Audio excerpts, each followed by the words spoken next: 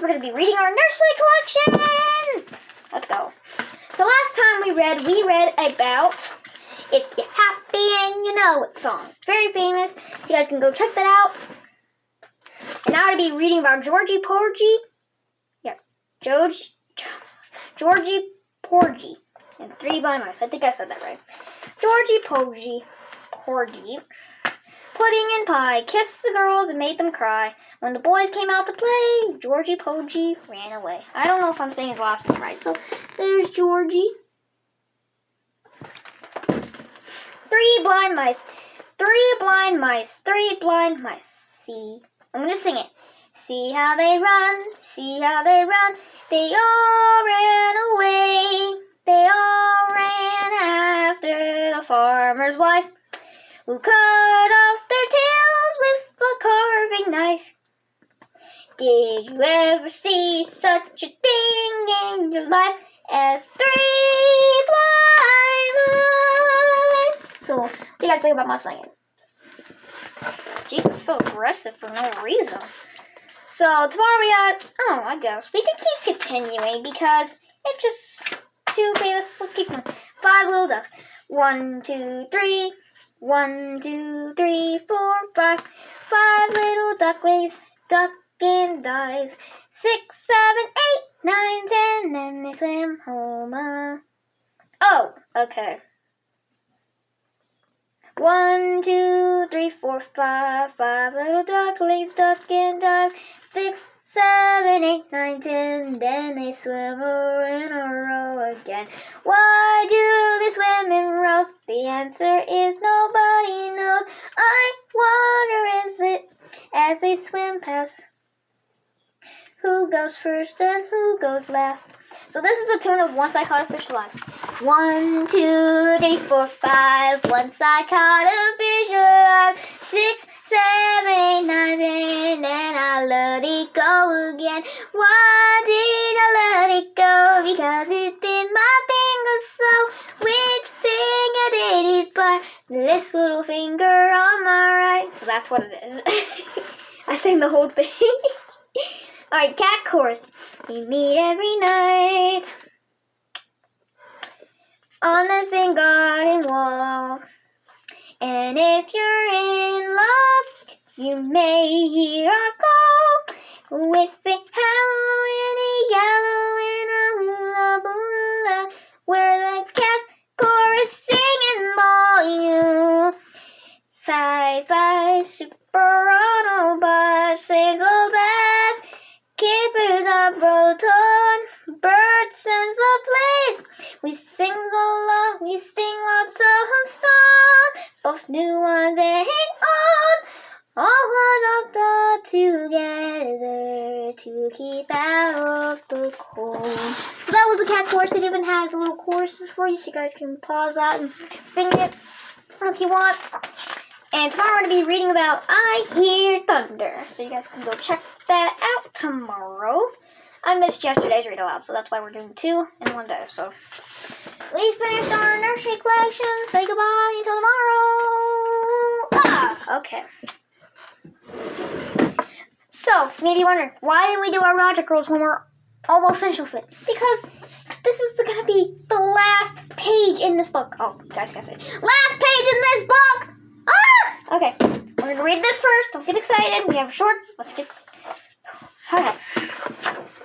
Last time we read about monoculture, pros and cons. We read about that, and we read many variations of corn, growing corn, and making corn. So they taught you how to grow corn. So that's pretty cool. You guys can go check that out. Now we're going to read the union of corn and bean. Let's get to it. Pretty short, about this long, not bad. Let's get reading. Long ago, when plants and animals had voices, a plant named Corn grew in a lovely garden. Corn was tall and handsome, and he had thoughtful and... Wait. I am sweet. So, they're acting like corn and animals can talk, which they never could have. Maybe they can, bark and sound like it can say, only birds, they know how to talk. Like, they repeat everything you say. Well, almost everything you say. But, yeah, pretty much, they're acting like animals and plants or humans and can talk. Interesting. Let's keep reading. Long ago... Okay, read it. Corn was tall and handsome. He had thoughtful and generous spirit. Most of the time, Corn was contented because he enjoyed his home and rejoiced in nature's beauty. Since he was tall, he had learned to observe of his surroundings. Throughout the day, he liked to watch plants and animals going out about their activities. I have a good life, Corn thought, and I have no reason to complain. Yet there was moments where his spirit was heavy, and he didn't understand why. One evening, as Corn was enjoying the sunset, he saw two butterflies happily whispering and laughing. Suddenly, he understood why he felt unhappy at times. He was lonely and needed friendship and love. That night, Corn sang a song about his loneliness. The following morning, a pretty squash plant approached him. "I heard your song," she exclaimed, "and I'd be happily live with you and marry you." I love it. However, Corn realized that the two of them would not be a suitable match. "Although you're a splendid plant, but we are not compatible," he replied.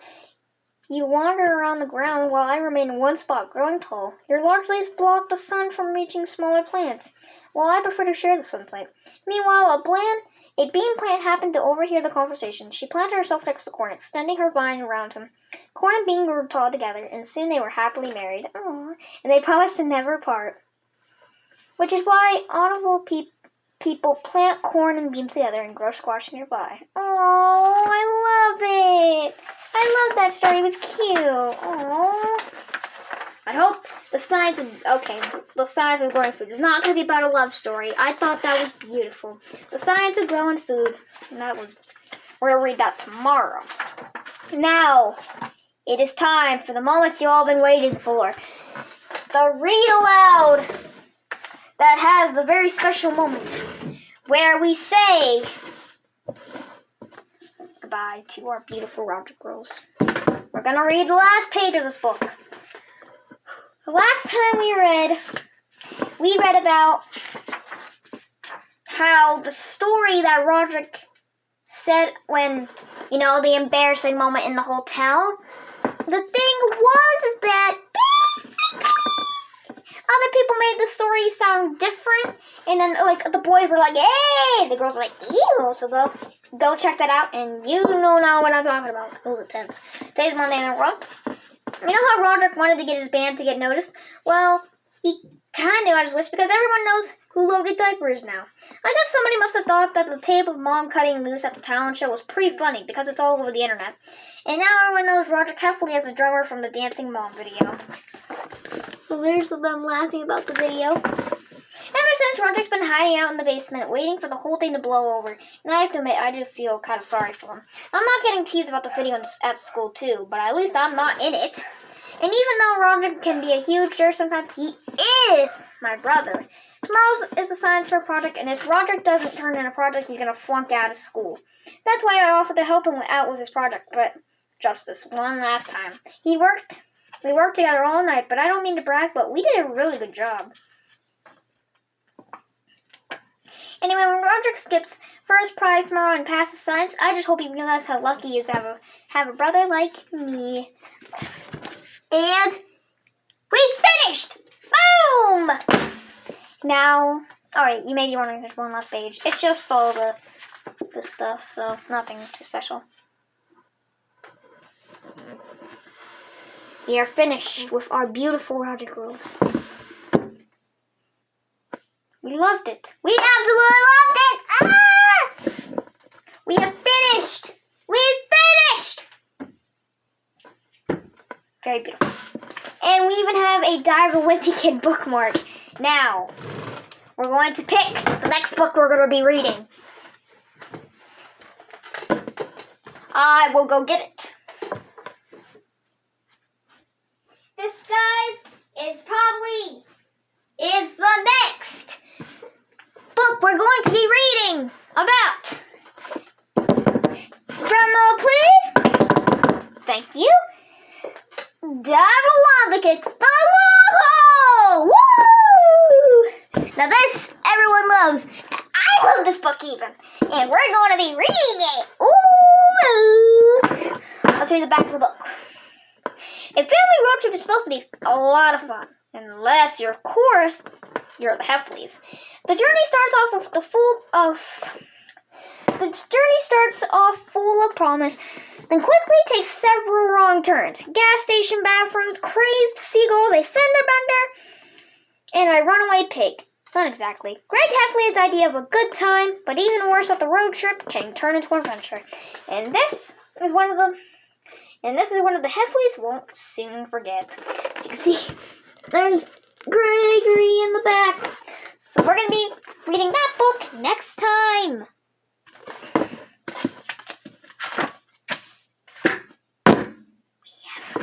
Our new book we're going to be reading. I'll see you guys later.